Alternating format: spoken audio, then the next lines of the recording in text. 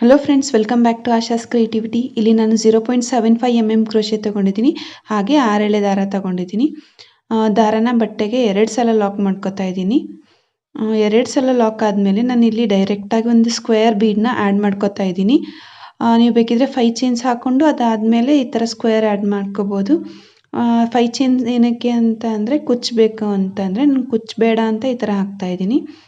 ಈಗ ಇದು square bead lock ಆಯಿತು. ನೆಕ್ಸ್ಟು ಸ್ಕ್ವೇರ್ ಬೀಡನ್ನ ಫಿಲ್ ಮಾಡೋಕ್ಕೋಸ್ಕರ ನಾನು ಸಿಂಗಲ್ ಕ್ರೋಶೆಸ್ ಹಾಕ್ತಾ ಹೋಗ್ತಾ ಇದ್ದೀನಿ. ಆ ಸ್ಕ್ವೇರ್ ಬೀಡ್ ಫುಲ್ ಆಗೋವರೆಗೂ ಸಿಂಗಲ್ ಕ್ರೋಶೆಸ್ ಹಾಕ್ತಾ ಹೋಗಿ, ಅಂದರೆ ಎರಡು ಪ್ಲೇಸು ಫಿಲ್ ಆಗಬೇಕು. ನೋಡಿ, ಈ ಥರ ಸೇಮ್ ಸಿಂಗಲ್ ಕ್ರೋಶೆ ಅಂತಲೂ ಹೇಳ್ತೀವಿ, ಲಾಕ್ ಅಂತಲೂ ಹೇಳ್ತೀವಿ. ಇದೇ ಥರ ಫುಲ್ 2 ಕಡೆ ಫಿಲ್ ಆಗೋ ಅಷ್ಟು ಹಾಕಬೇಕಾಗತ್ತೆ.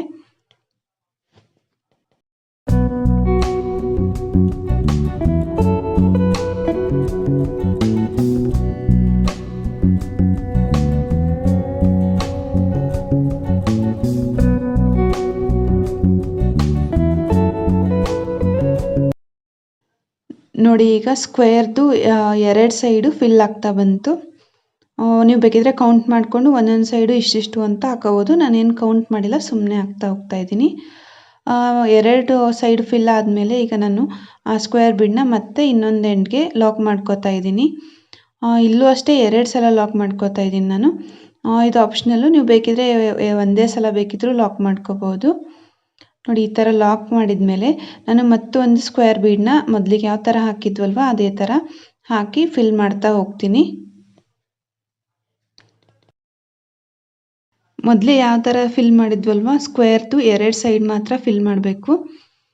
ಸೊ ನಾವು ಫಸ್ಟಿಗೆ ಹೆಂಗೆ ಫಿಲ್ ಮಾಡಿದ್ವಲ್ವ ಅದೇ ಥರ ಸೇಮ್ ಫಿಲ್ ಮಾಡ್ತಾ ಹೋಗಿ. ಈ ಕುಚ್ಚು ತುಂಬಾ ಈಸಿ ಆಗಿದೆ. ನೀವು ಬೇಕಿದ್ದರೆ ಒಂದೊಂದು ಸ್ಕ್ವೇರ್ ಬೀಡ್ ಹಾಕಿದ ಮೇಲೆ 5 ಚೈನ್ಸ್ ಹಾಕೋಬೋದು. ಅಲ್ಲಿಗೆ ನೀವು ಕುಚ್ಚು ಬೇಕಿದ್ರೆ ಹಾಕೋಬೋದು. ನಾನು ಬೇಡ ಅಂತ ಹೇಳಿ ಹಿಂಗೆ ಡೈರೆಕ್ಟಾಗಿ ಹಾಕ್ತಾ ಇದ್ದೀನಿ. ಕುಚ್ಚು ಹಾಕೊಂಡ್ರೂ ಕೂಡ ತುಂಬ ಚೆನ್ನಾಗೇ ಕಾಣಿಸುತ್ತೆ. ನೋಡಿ, ನಿಮ್ಗೆ ಯಾವ ಥರ ಇಷ್ಟ ಆಗುತ್ತೋ ಆ ಥರ ಹಾಕೋಬೋದು. ಕೆಲವರಿಗೆ ಕುಚ್ಚು ಬೇಡ ಅಂತ ಅಂದರೆ ಈ ಥರ ಹಾಕೋಬೋದು. ಇದೊಂಥರ ಸ್ವಲ್ಪ ಟ್ಯಾಟಿಂಗ್ ಡಿಸೈನ್ ಥರನೂ ಕಾಣಿಸುತ್ತೆ. ನಿಮ್ಮ ಸೀರೆ ಕಂಪ್ಲೀಟ್ ಆಗೋವರೆಗೂ ಇದೇ ಥರ ಫಾಲೋ ಮಾಡ್ತಾ ಹೋಗಬೇಕು. ಯಾಕಂದರೆ ಇದೇ ಬೇಸ್ ಪ್ಯಾಟರ್ನು, ಇದು ಒಂದೇ ಸ್ಟೆಪ್ಪಲ್ಲಿ ಹಾಕ್ತಾ ಇರೋ ಕುಚ್ಚು. ಸೊ ಏನೂ ಚೇಂಜಸ್ ಇರೋಲ್ಲ. ಸುಮ್ಮನೆ ಈ ಥರ ಸ್ಕ್ವೇರ್ ಬೀಡ್ಸ್ನ ಹಾಕ್ತಾ ಹೋಗೋದು. ತುಂಬ ಬೇಗನೂ ಕಂಪ್ಲೀಟ್ ಮಾಡ್ಬೋದು ನೀವು ಈ ಥರ ಕುಚ್ಚು ಹಾಕಿದರೆ. ಏನು 1 ಅವರ್ ಅಥವಾ 2 ಅವರಲ್ಲೇ ಮುಗಿಸ್ಬಿಡ್ಬೋದು. ಬಟ್ ಸ್ಕ್ವೇರ್ ಬೀಡ್ ಹೇಗೆ ಹಾಕಬೇಕು ಅಂತ ಸ್ವಲ್ಪ ಪ್ರಾಕ್ಟೀಸ್ ಮಾಡಬೇಕು. ಯಾಕಂದರೆ ಸ್ಕ್ವೇರ್ ಬೀಡ್ ಸ್ವಲ್ಪ ಜಾರ್ತಾ ಇರುತ್ತೆ. ಸೊ ಪ್ರಾಕ್ಟೀಸ್ ಮಾಡಿದರೆ ನೀವು ಈಸಿಯಾಗಿ ಹಾಕ್ಬೋದು.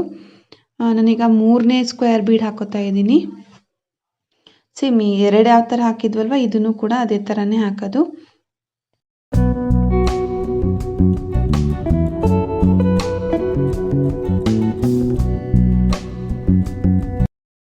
ಪ್ರತಿಯೊಂದು ಸ್ಕ್ವೇರ್ ಬೀಡ್ ಕಂಪ್ಲೀಟ್ ಆದಾಗ್ಲೂ ನಾನು 2 ಸಲ ಲಾಕ್ ಮಾಡ್ತಾ ಇದ್ದೀನಿ. ಅದು ನಾನು ಹೇಳಿದ್ನಲ್ಲ, ನಿಮ್ಮ ಮೇಲೆ ಡಿಪೆಂಡ್ ಆಗುತ್ತೆ. ಬೇಕಿದ್ರೆ ಒಂದೇ ಸಲನೇ ಹಾಕೋಬೋದು.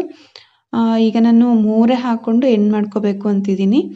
ಯಾಕಂದರೆ ನೆಕ್ಸ್ಟ್ ಸ್ಟೆಪ್ನ ತೋರ್ಸೋಕ್ಕೆ ಟೈಮ್ ವೇಸ್ಟ್ ಆಗೋಲ್ಲ. ಸೊ ಈಗ ನೋಡಿ, ಒಂದು ಸ್ಟೆಪ್ ಕಂಪ್ಲೀಟ್ ಆಯಿತು. ಈಗ ನಾನು ನೆಕ್ಸ್ಟ್ಗೆ ಮೇಲ್ಗಡೆ ಏನು ಖಾಲಿ ಇರುತ್ತಲ್ಲ ಅಲ್ಲಿಗೆ ಫಿಲ್ ಮಾಡ್ಕೋಬೇಕು ಅಂತ ಆರೆಂಜ್ ಕಲರ್ ದಾರ ತಗೋತಾ ಇದ್ದೀನಿ. ನಿಮ್ದು ಯಾವ್ದು ಸೀರೆ ಕಲರ್ ಇರುತ್ತೋ ಆ ಕಲರ್ನ ನೀವು ಯೂಸ್ ಮಾಡ್ಬೋದು. ನಾನಿಲ್ಲಿ ಒಂದೇ ಕಲರ್ ಬೇಕಿದ್ರೂ ಯೂಸ್ ಮಾಡ್ಬೋದು, ಬಟ್ ನಾನಿಲ್ಲಿ ಆರೆಂಜ್ ಕಲರ್ ಯೂಸ್ ಮಾಡ್ತಾ ಇದ್ದೀನಿ. ಇದನ್ನು ಅಷ್ಟೇ ಫಸ್ಟು ಬಟ್ಟೆಗೆ ಲಾಕ್ ಮಾಡ್ಕೊಂಬಿಟ್ಟು ನೆಕ್ಸ್ಟು ಮೇಲೆದು ಸ್ಕ್ವೇರ್ದು 2 ಸೈಡ್ಸ್ ಇರುತ್ತಲ್ಲ ಅದನ್ನು ಫಿಲ್ ಮಾಡ್ತಾ ಹೋಗೋದು. ಕೆಳಗಡೆ ಸೈಡ್ಸ್ ಯಾವ ಥರ ಫಿಲ್ ಮಾಡಿದ್ರಲ್ಲ ಅದೇ ಥರನೇ ಸೇಮ್ ಇರುತ್ತೆ, ಏನೂ ಡಿಫ್ರೆನ್ಸ್ ಇರಲ್ಲ. ನೋಡಿ, ಈ ಥರ ಸೇಮ್ ಫಿಲ್ ಮಾಡ್ತಾ ಹೋಗಬೇಕು. ಡಿಸೈನ್ ನೋಡೋಕ್ಕೆ ಸ್ವಲ್ಪ ಕಾಂಪ್ಲಿಕೇಟೆಡ್ ಅಂತ ಅನಿಸ್ಬೋದು, ಬಟ್ ಹಾಕ್ತಾ ಹೋದರೆ ನೋಡಿ ಏನೂ ಇಲ್ಲ, ಇದರಲ್ಲಿ ಬರೀ ಸಿಂಗಲ್ ಕ್ರೋಶೆಸ್ ಆಗ್ತಾ ಇರೋದು. ತುಂಬ ಈಸಿಯಾಗಿ ಹಾಕೋಬೋದು ನೀವು ಇದನ್ನ.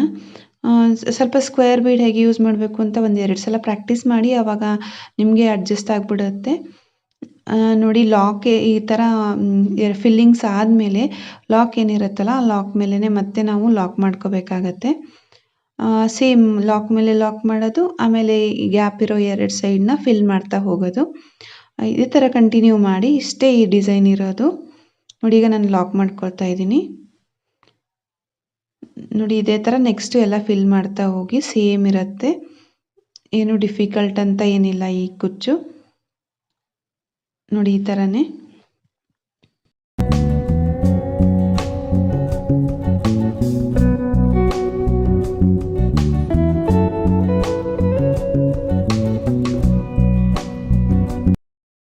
ನೋಡಿ ಡಿಸೈನ್ ಪೂರ್ತಿ ಕಂಪ್ಲೀಟ್ ಆದಮೇಲೆ ಈ ಥರ ಕಾಣುತ್ತೆ.